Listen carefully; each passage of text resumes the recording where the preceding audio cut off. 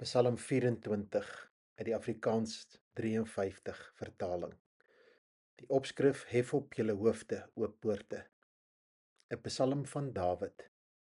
Die aarde behoort aan die Here en die volheid daarvan, die wêreld en die wat daarin woon.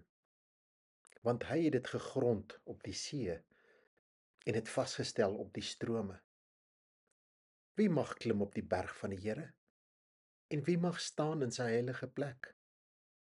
Hy wat rein van hande en suiwer van hart is, wat sy siel nie ophef tot nietigheid en nie vals sweer nie. Hy sal seën wegdra van die Here en geregtigheid van die God van sy heil. Dit is die geslag van hulle wat na hom vra, wat u aangesig soek. Dit is Jakob. Sela.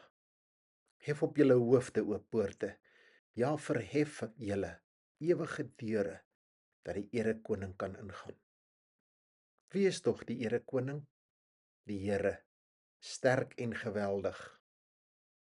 Die Here geweldig in die stryd. Hef op julle hoofde, o poorte, ja, hef op ewige deure, dat die erekoning kan ingaan. Wie is dan tog die erekoning? Die Here van die leerskare. Hy is die erekoning. Sela.